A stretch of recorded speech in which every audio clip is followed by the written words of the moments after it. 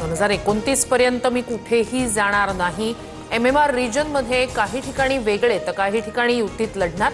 नागपूरमधील अनौपचारिक गप्पांमध्ये फडणवीसांची माहिती।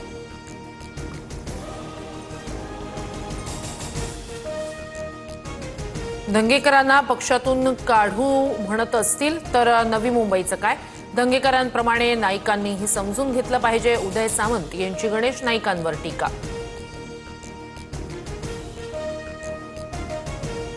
कुरघोड्या होत राहतात पण महायुतीत कटुता येईल असं वक्तव्य कोणी करू नये। उदय सामंतांच्या वक्तव्यानंतर प्रवीण दरेकर यांचं आवाहन।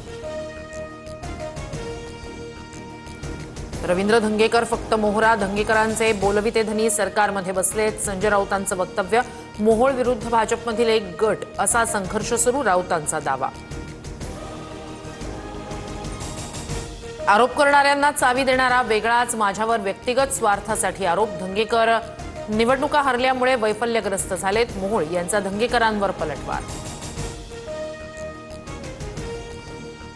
पंकजा मुंडेच गोपीनाथ मुंडेंच्या खऱ्या वारसदार, फेसबुक पोस्ट करत प्रकाश महाजन यांच्याकडून पाठराखण। धनंजय मुंडे खरे वारसदार असल्याचं करुणा मुंडे यांनी केलं होतं वक्तव्य। ज्याचे हात रक्तानं भरलेत तो वारस कसा?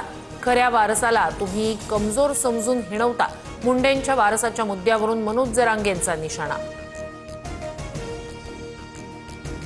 लोकशाही आणि मुंबई वाचवण्यासाठी आमची लढाई काँग्रेसनं समजून घ्यावं। राहुल गांधींनाच पंतप्रधान करायचं आहे, तुम्ही मुंबईचं महापौरपद काय घेऊन बसलात? संजय राऊतांचं वक्तव्य। संविधान वाचवण्यासाठी काँग्रेस सर्वात पुढे राहील। लोकशाही वाचवण्यासाठी काँग्रेस कोणतीच तडजोड करणार नाही। हर्षवर्धन सपकाळ यांचं वक्तव्य। सोलर डिफेन्स अँड एरोस्पेस प्रकल्पाला मिहानमधील 223 एकर जमिनीचं हस्तांतरण। संरक्षण आणि एरोस्पेस उत्पादनाचे प्रमुख केंद्र म्हणून नागपूरची आता नवी ओळख। फडणवीसांचं वक्तव्य।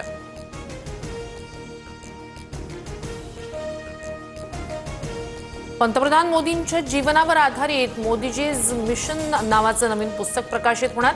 पुस्तकाचं प्रकाशन महाराष्ट्राचे राज्यपाल आणि मुख्यमंत्री फडणवीस यांच्या हस्ते होणार। अहिल्यानगरमध्ये जुन्या भांडणाच्या रागातून तरुणाला अमानुष मारहाण। मारहाणीत तरुणाचा एक डोळा निकामी। मारहाण करणाऱ्या 10 जणांवर गुन्हा दाखल।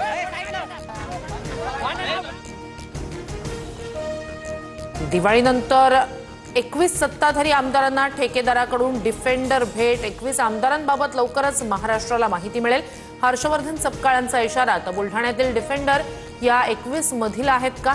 सपकाळांचा सवाल।